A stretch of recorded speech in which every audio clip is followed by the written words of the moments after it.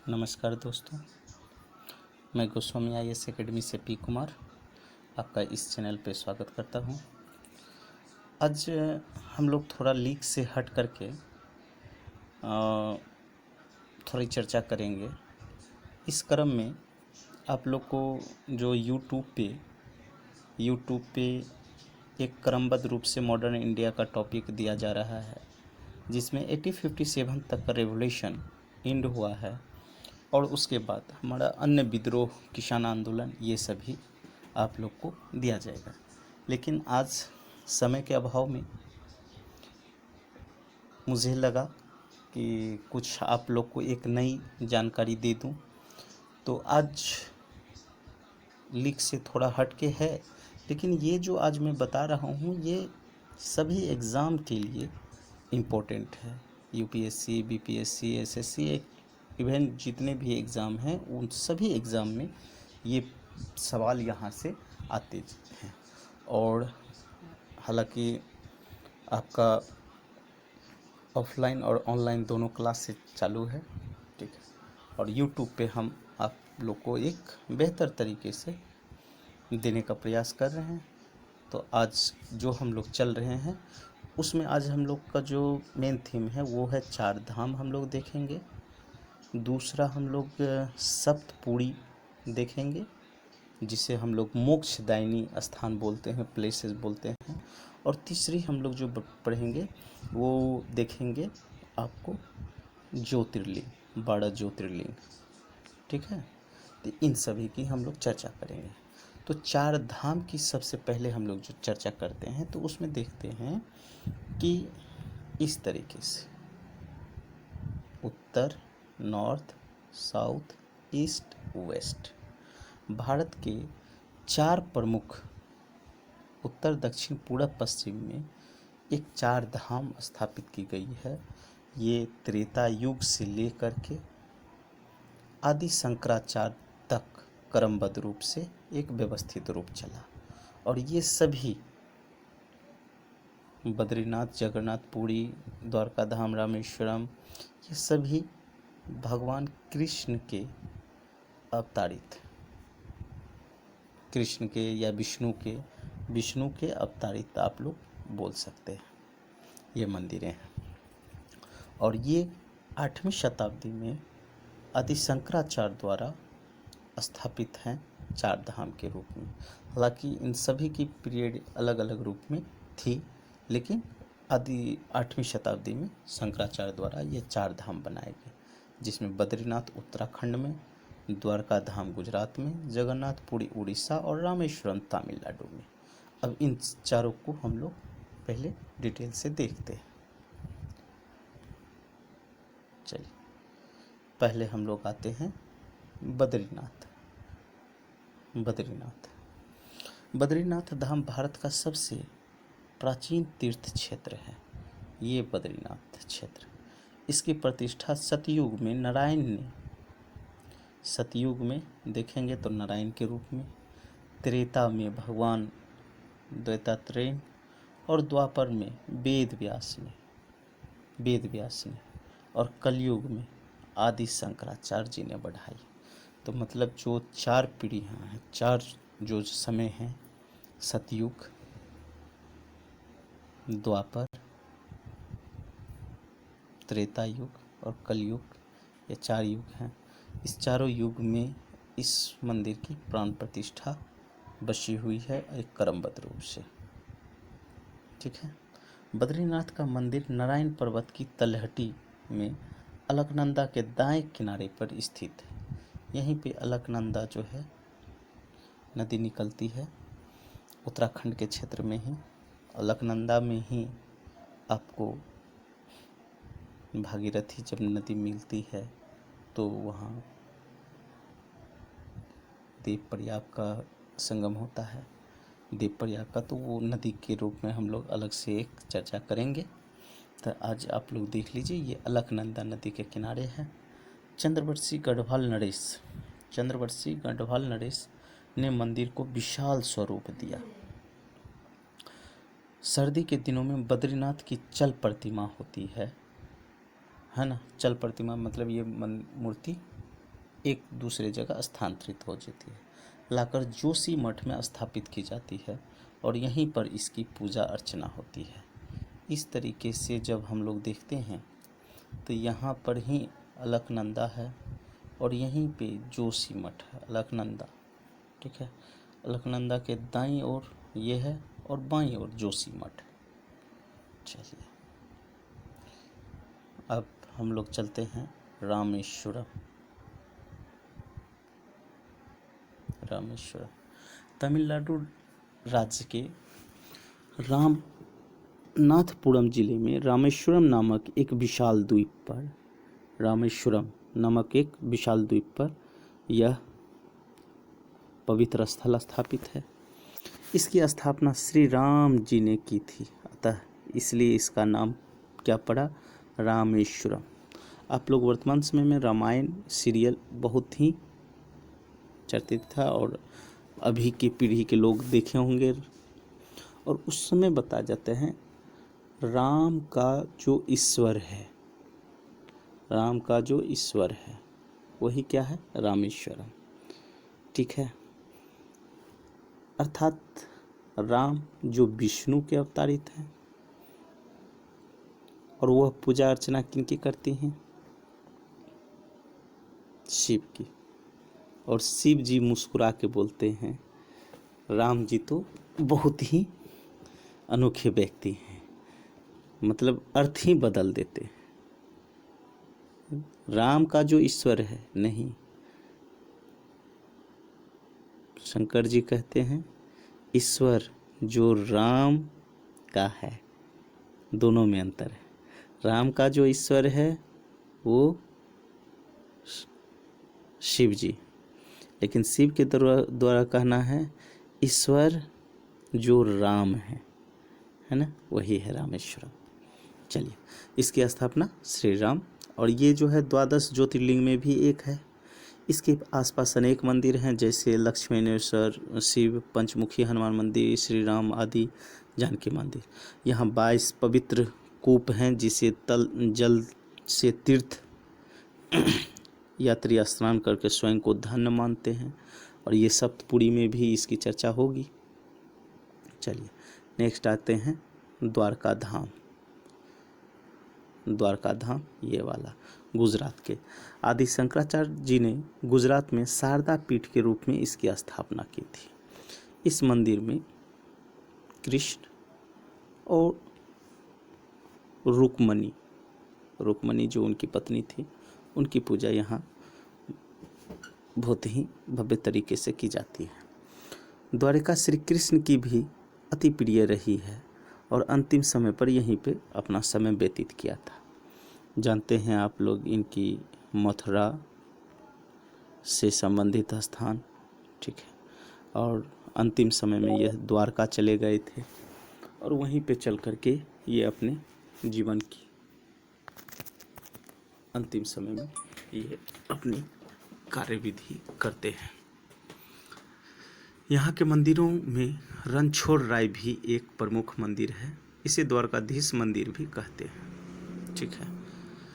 महाप्रभु वल्लभाचार्य और श्री रामानुजाचार्य भी यहाँ पधारे थे। ये आपको जब भक्ति आंदोलन हुए थे तो उसमें ये वल्लभाचार्य और रामानुजाचार्य प्रमुख व्यक्ति थे, वो भी इस मंदिर में आगमन इनका हुआ था, यहाँ पे पधारे हुए। चलिए अब आते हैं जगन्नाथपुरी। ये जगन्नाथपुरी भारत के उड़ीसा राज्य में पुरी में अवस्थित है, ठीक है। जगन्नाथपुरी उड़ीसा में गंगा सागर तट पर स्थित है। यह शक्तिपीठ भी है। यहाँ श्री कृष्ण, बलराम और सुभद्रा की काष्ठ मूर्तियाँ प्रतिष्ठित है, मतलब लकड़ी की। सुभद्रा, बलराम और श्री कृष्ण, ठीक है। सुभद्रा उनकी बहन थी, ठीक है, और बलराम भी उनके भाई थे। तो इस तरीके से इन तीनों की मूर्तियाँ यहाँ पर पूजी जाती है। और रथ मेला तो पूरे वर्ल्ड में प्रसिद्ध है, पूरे विश्व में प्रसिद्ध है। इन मूर्तियों को रथ यात्रा के अवसर पर निकालकर रथों में स्थापित कर समुद्र तट स्थित मौसी जी के मंदिर में 10 दिन रखा जाता है। यात्रा में लाखों लोग भाग लेते हैं। जगन्नाथपुरी से 18 किलोमीटर दूरी पर साक्षी गोपाल मंदिर है। इनके दर्शन के बिना पुरी की यात्रा अधूरी मानी जाती है। साक्षी गोपाल। चलिए अब हम लोग चलते हैं सप्तपुरियाँ, है ना, ये मोक्षदायिनी। यहाँ पे जाएंगे तो जितने भी आप पाप किए हैं उन सभी की मोक्ष पूर्ति हो जाती है, ऐसी मान्यता है। और कहीं ना कहीं इन सभी स्थान पे भगवान अवतारित हुए हैं, ठीक है, ऐसी मान्यता है। लेकिन हमारा जो मुख्य मुद्दा है उसे हम लोग देख लेते हैं। चलिए इसमें देखते हैं अयोध्या, सप्तपुरिया में मथुरा, हरिद्वार, काशी, द्वारकापुरी, कांचीपुरी और अवंतिका, ठीक है, ये सभी हम लोग देखते हैं। ये 7 हमारी जो है मोक्षदायिनी मंदिर है, ठीक है। चलिए सबसे पहले हम लोग चर्चा करें अयोध्या की, ठीक है। भगवान श्री राम की जन्मस्थली अयोध्या सरयू तट पर स्थित अति प्राचीन नगर है। सृष्टिकर्ता ब्रह्मा ने स्वयं यहाँ की यात्रा की और ब्रह्मकुंड की स्थापना की, ऐसा मान्यता है। सृष्टि के रचयिता ब्रह्मा जी होते हैं, पालनहार विष्णु जी हैं और संहारक शिव जी हैं। तो सृष्टिकारक जो है यहाँ खुद पधारे थे, ठीक है। अयोध्या न केवल वैष्णव शब्द है वरन शैव, शाक्त, बौद्ध, जैन सभी मतांतरों का पवित्र स्थान है। यहाँ पे हनुमानगढ़ी, कनक भवन, सीता रसोई, नागेश्वर मंदिर, दर्शनेश्वर शिव मंदिर आदि ये है। राम घाट, स्वर्ग द्वार, ऋणमोचर, जानकी घाट, लक्ष्मण घाट आदि सरयू तट पर बसे हैं। आप भारत में अयोध्या घूम सकते हैं। ये उत्तर प्रदेश में है, सरयू किनारे। और अभी भारत सरकार द्वारा भी निर्णय लिया गया है और यहाँ से हिस्टोरिकल डिपार्टमेंट द्वारा साक्ष्य भी मिले हैं और भारत सरकार द्वारा यह निर्णय लिया गया है कि यहाँ राम मंदिर बनेगा। चलिए अब हम लोग देखते हैं मथुरा। मथुरा जो कृष्ण की ये है। सतयुग में राम और द्वापर युग में कृष्ण विष्णु के ही अवतारित है। मथुरा यमुना के दाएं किनारे पर स्थित पावन नगरी है। इसकी स्थापना भगवान श्री राम के छोटे भाई शत्रुघ्न ने त्रेता युग में लवणासुर को मार करके की थी, ठीक है। मथुरा लवणासुर आप लोग रामायण में देखे होंगे। लवणासुर में भगवान शिव द्वारा लवणासुर को एक त्रिशूल दिया गया था और उसमें ये था कि वो त्रिशूल यदि आगे आ जाए तो उसे कोई नहीं मार सकते। लेकिन लवणासुर की इस नीति से पीछे से वार करके शत्रुघ्न द्वारा वो मारे जाते हैं, ठीक है। ध्रुव ने यहीं पर तपस्या करके भगवत प्राप्ति की थी। श्री कृष्ण का जन्म मथुरा में ही हुआ था और यहाँ कृष्ण जन्मभूमि का एक भव्य मंदिर सम्राट विक्रमादित्य ने बनवाया था। यहाँ पर द्वारकाधीश जी का सबसे प्रसिद्ध मंदिर है, द्वारकाधीश जी का, जो गुजरात में स्थापित किए गए थे। चलिए अब हम लोग देखते हैं हरिद्वार, हर की पौड़ी। हरिद्वार को मायापुरी या गंगा द्वार के नाम से भी जाना जाता है। उत्तराखंड में हरिद्वार। इतिहासकार इस तीर्थ को गंगा द्वार, वैष्णव तथा शैव हरिद्वार के नाम से पुकारते हैं। चीनी यात्री हुएनसांग ने भी अपनी यात्रा वृत्तांत में हरिद्वार का वर्णन किया था। ये हुएनसांग आपको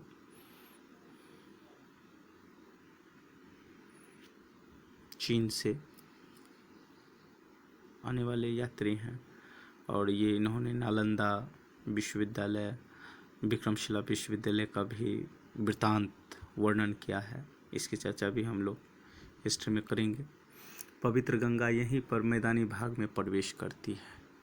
अलकनंदा और भागीरथी नदी के संगम पर ही देव प्रयाग होता है और यहीं से अब इस नदी का नाम जो है गंगा हो जाता है, अलकनंदा और भागीरथी। ठीक है। बिल्केश्वर, नीलकंठ, गंगाद्वार, कंकलर, कुशावर्त प्रमुख तीर्थ क्षेत्र। हरिद्वार में कुंभ का मेला प्रति 12वें वर्ष लगता है। हर एक 12वें वर्ष में कुंभ का मेला लगता है। इनके आसपास के क्षेत्र में सप्त सरोवर, मनसा देवी, भीमगोरा, ऋषिकेश आदि तीर्थ स्थापित है। ऋषिकेश में ही आपको मिलेगा लक्ष्मण झूला। यहाँ आप लोग जाएं तो ज़रूर जाएं। चलिए अब आते हैं काशी।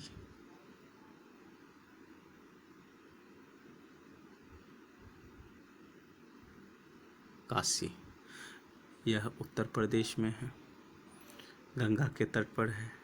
यहाँ पर शक्तिपीठ भी है, ज्योतिर्लिंग तथा सप्तपुरियों में से एक है। वरुणा और असी नदी के मध्य स्थित होने के कारण इसका नाम वाराणसी भी पड़ा। वरुणा और असी, आज जो बनारस है ना, बनारस का पुराना नाम काशी था। ठीक है। यहाँ पे आपको मोक्ष मिलता है। भगवान बुद्ध ने अपना पहला उपदेश यहीं पास में ही सारनाथ में ही दिया था। कबीर, रामानंद, तुलसी जैसे संतों ने अपनी कर्म भूमि बनाया। मणिकर्णिका घाट, द्वादश घाट, केदार घाट, हनुमान घाट प्रमुख घाट यहाँ पे आपको देखने को मिलेगा। और काशी में मान्यता है कि यहाँ मृत्यु होती है तो मोक्ष मिलता है। ये सभी सातों प्लेस में ऐसी है। चलिए अब हम लोग चलते हैं द्वारकापुरी। द्वारकापुरी तो हम लोग 4 धाम में भी यात्रा वृतांत में दिए। ठीक है। गुजरात के जामनगर क्षेत्र में महाभारत, हरिवंश पुराण, वायु पुराण, भागवत कथा, स्कंद पुराण में द्वारका का गौरवपूर्ण वर्णन है। बेट द्वारका सुदामापुरी पोरबंदर पास में ही स्थित है। यहाँ 7 मंजिलों वाला भव्य मंदिर है जिसे द्वारकाधीश मंदिर कहते हैं। रणछोड़ राय मंदिर में स्थापित मूर्ति लंडवा ग्राम का एक कूप से प्राप्त हुई थी। वहीं पे एक ग्राम है, वहाँ पे आपको मिला था। चलिए अब आते हैं कांचीपुरम। तमिलनाडु के क्षेत्र में कांचीपुरम तमिलनाडु के चिंगलपेट जिले में मद्रास से लगभग, चेन्नई से लगभग 40 किलोमीटर दक्षिण पश्चिम है। इस नगर में 108 शिव स्थल माने गए हैं। कामाक्षी, एकाम्बरनाथ, कैलाशनाथ, राजसिंहेश्वर, वरदराज यहाँ के प्रमुख मंदिर हैं। जगत गुरु शंकराचार्य ने यहाँ पे कोटि पीठ की स्थापना की थी। अवंतिका उज्जैन। अवंतिका क्षिप्रा नदी के तट पर मध्य प्रदेश में बसा है। यहाँ पे ये मंदिर है। यहाँ पे महाकालेश्वर ज्योतिर्लिंग मंदिर भी स्थापित है, जिसकी चर्चा कालिदास की पुस्तक विज्ञान शकुंतलम में भी है। यहाँ कनक श्रृंग, कुशस्थली, कुमुदवती, विशाला नाम से भी यहाँ नगर जाने जाते हैं। भगवती सती का ऊर्ध्व ओष्ठ ऊँट यहाँ पे गिरा था। कालिदास व रुचि, भरतपुरी, भारवी आदि का कर्म क्षेत्र रहा है। कालिदास ने अपनी पुस्तक विज्ञान शकुंतलम में इनकी चर्चा किए हैं। यहाँ हरिदेवी, गोपाल मंदिर, गढ़कालिका, काल भैरव, सिद्ध सदोपान आश्रम, यंत्र महल, नरधरी गुफा यहाँ के महत्वपूर्ण स्थल हैं। अवंतिका। चलिए इस तरीके से आपका सप्तपुरी क्षेत्र हो गया, जहाँ आपको मोक्ष प्राप्ति का स्थान माना जाता है। उसमें कौन कौन सा है? उज्जैन, क्षिप्रा नदी के किनारे, यहाँ पर भी कुंभ का मेला लगता है। अवंतिका, उज्जैन एक, दूसरा कांचीपुरम तमिलनाडु, द्वारकापुरी गुजरात, काशी उत्तर प्रदेश, हरिद्वार उत्तराखंड, मथुरा उत्तर प्रदेश, अयोध्या उत्तर प्रदेश, ये सभी हमारे मोक्षदायिनी। अयोध्या, मथुरा, हरिद्वार, काशी, द्वारकापुरी, कांचीपुरम और अंतिम उज्जैन। अब आज हम लोग फिर चर्चा करते हैं द्वादश ज्योतिर्लिंग की। हमने 4 धाम देख लिया, सप्त पुरियाँ भी देख लिया। अब हम लोग देख लेते हैं द्वादश ज्योतिर्लिंग। द्वादश ज्योतिर्लिंग में एक आते हैं उत्तराखंड में केदारनाथ, महाकालेश्वर क्षिप्रा नदी के किनारे, उज्जैन अभी हमने देखा, काशी का विश्वनाथ, देवघर का बैद्यनाथ, मध्य प्रदेश में ओमकारेश्वर, महाराष्ट्र में नागेश्वर, गुजरात में सोमनाथ, महाराष्ट्र में त्र्यंबकेश्वर, भीमशंकर, गिरिमकेश्वर, मल्लिकार्जुन और ये रामेश्वर। 12 ज्योतिर्लिंग काउंट करके आप देख सकते हैं। ये शिव पुराण में 12 ज्योतिर्लिंग की चर्चा है। 1 2 3 4 5 6 7 8 9 10 11 12। अब इसकी हम लोग बारी बारी से चर्चा करते हैं। अब इसमें पहला आते हैं हमारा केदारनाथ।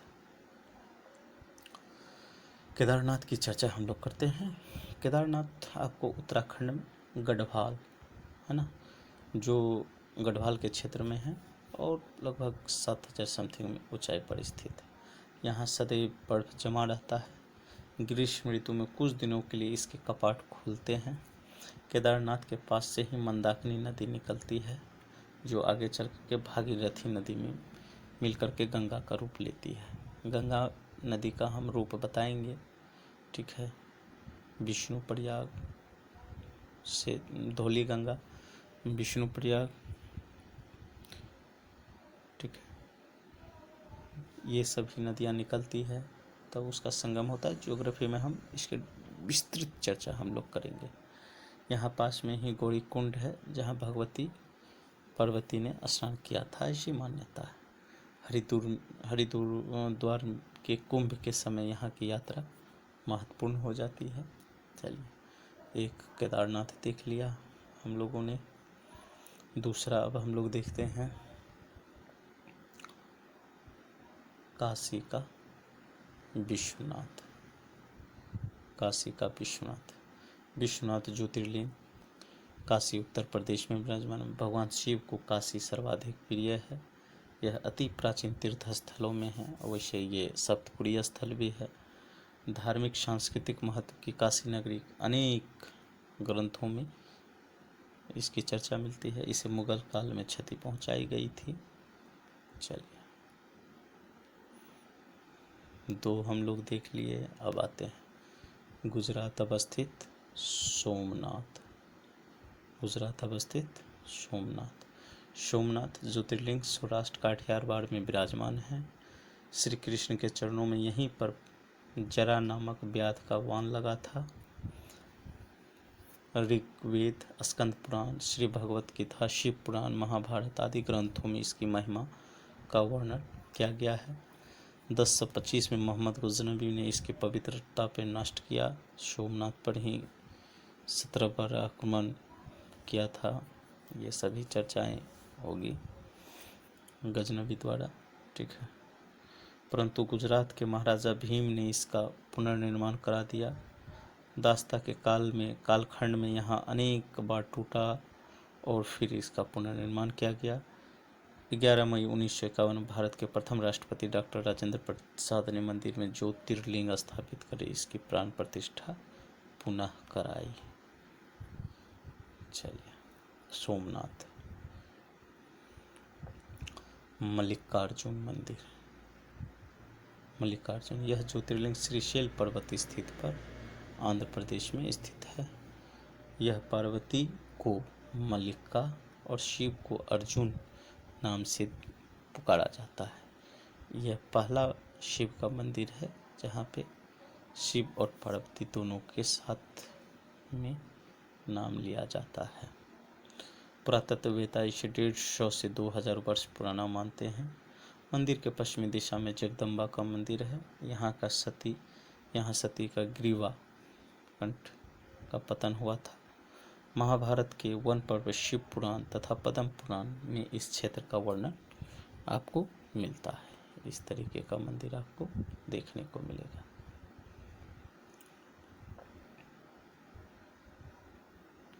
चलिए अब आते हैं हम लोग महाकालेश्वर।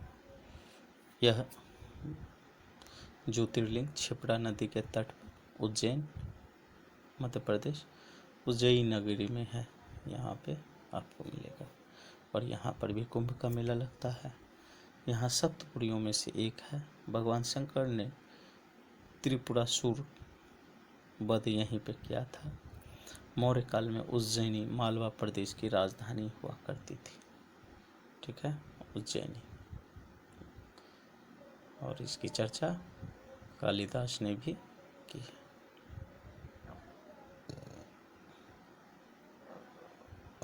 हम लोग चलते हैं ओंकारेश्वर। मध्य प्रदेश में यह ज्योतिर्लिंग नर्मदा नदी के तट पर स्थित है, ओंकारेश्वर। ठीक है, और यहाँ पर भी आपको क्या लगता है, कुंभ का मेला। कुंभ का मेला वैसे 4 जगह, हरिद्वार, इलाहाबाद, उज्जैन और नासिक, वो गोदावरी नदी के किनारे। ठीक है, इक्ष्वाकु वंशीय राज्य मांधाता ने यहाँ भगवान शिव की पूजा की थी। यहाँ ज्योतिर्लिंग 2 स्थानों पर ओंकारेश्वर और अमरेश्वर के रूप में स्थित है। प्रतापी पेशवाओं ने इसका जीर्णोद्धार मराठा के क्षेत्र में थे पेशवा, उन्होंने इसका जीर्णोद्धार किया था। चलिए अब आते हैं त्र्यंबकेश्वर ज्योतिर्लिंग। यह ज्योतिर्लिंग गोदावरी नदी के तट पर स्थित है। यहाँ देखिए गोदावरी, यहाँ पे कुंभ का मेला लगता है। नासिक त्र्यंबकेश्वर से लगभग 10 किलोमीटर स्थित है। यहाँ ज्योतिर्लिंग सभी इच्छाओं को पूर्ण करने वाला तथा मोक्ष प्रदाताओं में भी इसका हम लोग चर्चा किए थे। पास में गंगा मंदिर, परशुराम मंदिर तथा गायत्री मंदिर है। दूसरी ओर राम और लक्ष्मण कुंड विद्यमान है। ठीक है, ये मंदिर आपको मिलेगा। चलिए अब आते हैं देवघर का बैद्यनाथ, झारखंड। यह ज्योतिर्लिंग झारखंड में देवघर नामक स्थान पर है। मुख्य मंदिर 72 फीट ऊंचा तथा साथ में 22 मंदिर भी है। मान्यता है कि इसे स्वयं भगवान विश्वकर्मा ने बनाया था। यह मनोकामना पूर्ण करने वाला तीर्थ है। इस स्थल पर सती का हृदय गिरा था। पास में एक छोटा शिव कुंड नामक सरोवर भी है। जैसे इसकी पूरी कहानी है, प्राचीन कहानी है। ठीक है, कि शिव जी को रावण जो है अपने साथ लेकर के लंका ले जाना चाह रहे थे, लेकिन उन्हें शर्त ये दे दिया गया था कि तुम धरातल पर रखोगे तो हम वहीं पे अवस्थित हो जाएंगे। और शिव जी बोले कि रावण जी तो लेके चले जाएंगे तो फिर हमें उनके साथ वहाँ रहना होगा, तो क्यों नहीं हम उन्हें लघु शंका के नाम से इसके नभि में शामिल हो जाते हैं और वही सरोवर बनता है। ठीक है, कार्तिक माघ फागुन की पूर्णिमा और चतुर्दशी में यहाँ मेला लगता है। चलिए नागेश्वर ज्योतिर्लिंग। यह ज्योतिर्लिंग 3 स्थानों पर अवस्थित है माना गया है। द्वारका के पास, महाराष्ट्र में तथा उत्तर प्रदेश में। यह नागेश्वर मंदिर, ठीक है, द्वारका के पास, महाराष्ट्र में तथा उत्तर प्रदेश में। आसपास ही बेनीनाग, धोले, कालिया जैसे नागों के स्थान होने के कारण यह नागेश्वर कहलाता है। ठीक है, नाग की प्रतिमा होने के कारण। चलिए अब नेक्स्ट देखते हैं भीमाशंकर मंदिर यहाँ पे। ठीक है, यह ज्योतिर्लिंग महाराष्ट्र में स्थित है। शिव पुराण के अनुसार भीमशंकर मंदिर असम प्रदेश में गुवाहाटी के निकट ब्रह्मपुर में स्थित है, शिव पुराण के अनुसार। लेकिन यहाँ पे ये दिखा रहा है महाराष्ट्र में। जहाँ पर यह मंदिर है उसे डाकनी शिखर भी कहते हैं। विशेष पर्व यहाँ मेले लगते हैं। लेकिन ये भीमाशंकर मंदिर जो है आपको महाराष्ट्र में स्थित है। चलिए नेक्स्ट इसकी चर्चा तो हम लोग रामेश्वरम, राम का ईश्वर जो राम द्वारा बनाया गया है। ठीक है, रामेश्वरम, इस लिंग की स्थापना श्री राम ने की थी, इसलिए इसका नाम रामेश्वरम पड़ा। तमिलनाडु राज्य के रामनाथपुरम जिले में रामेश्वरम नामक एक विशाल द्वीप पर यह पवित्र स्थल है। यह द्वादश ज्योतिर्लिंगों में से एक है। इसके आसपास अनेक मंदिर हैं, जैसे लक्ष्मेश्वर मंदिर, पंचमुखी हनुमान, ये सभी आप देख सकते हैं। यहाँ 22 पवित्र कूप हैं। इसके जल से तीर्थयात्री स्नान करके स्वयं को धन्य मानते हैं। चलिए अब हम लोग देखते हैं घूमकेश्वर ज्योतिर्लिंग। यह ज्योतिर्लिंग दौलताबाग, मोहम्मद बिन तुगलक द्वारा अपनी राजधानी बदली गई थी। दौलताबाग के इस पास स्थित बेरुल गांव यहाँ महाराष्ट्र के पास है। इसकी स्थापना पति परायणा तथा शिव भक्तिनंद घोषमा की तपस्या तथा निष्काम भावना के कारण हुई थी। महारानी अहिल्याबाई ने यहाँ पर अति सुंदर मंदिर का निर्माण करवाया था। पास में ही सहस्त्रलिंग पातालेश्वर सुरेश्वर मंदिर है। श्रावण पूर्णिमा महाशिवरात्रि के अवसर पर यहाँ मेला लगता है। ठीक है, घुमेश्वर मंदिर यह दौलताबाद के पास स्थित है। देवगिरी मध्य प्रदेश का इलाका। ठीक है, महाराष्ट्र और मध्य प्रदेश के क्षेत्र के पास। तो इस तरीके से हमारा ज्योतिर्लिंग भी हो गया। इधर से एक बार रिकॉल कर देते हैं। घुमेश्वर मंदिर, घुमेश्वर। चलिए दूसरा रामेश्वरम तमिलनाडु, भीमशंकर। ठीक है, महाराष्ट्र के पास नागेश्वरम, नागपुर महाराष्ट्र है ना। ये हालांकि 3 जगह यह मंदिर मान्यता है, गुजरात, महाराष्ट्र और उत्तर प्रदेश में। फिर वैद्यनाथ धाम झारखंड, त्र्यंबकेश्वर ये महाराष्ट्र में, नासिक, ओंकारेश्वर मध्य प्रदेश, महाकालेश्वर मध्य प्रदेश, मल्लिकार्जुन आंध्र प्रदेश, सोमनाथ गुजरात, काशी विश्वनाथ उत्तर प्रदेश, केदारनाथ उत्तराखंड। ये हमारे 12 ज्योतिर्लिंग हुए। ठीक है, और एक बार रिकॉल हम लोग सप्तपुरी देख लेते हैं। अवंतिका, कांचीपुरम, द्वारकापुरी, काशी, हरिद्वार, मथुरा और अयोध्या। और हम लोग 4 धाम देख लेते हैं। जगन्नाथपुरी, द्वारका धाम, रामेश्वरम, बद्रीनाथ। ये इस तरीके से हम उम्मीद करते हैं आज भले आपके हिस्ट्री लीक से हट के हो, लेकिन ये टॉपिक बार बार सभी परीक्षाओं में पूछे जाते हैं। उम्मीद करते हैं कि आप लोग इसे देखेंगे और पसंद आए तो इसे लाइक और सब्सक्राइब जरूर करें। और फिर हम लोग कल से तो हिस्ट्री में हम लोग को जाना है, तो फिर हमारी अगली चर्चा जो होगी वो अपने विधिवत रूप से चलेगी। अन्य विद्रोह, किसान आंदोलन, ये सभी देखेंगे हम लोग। धन्यवाद।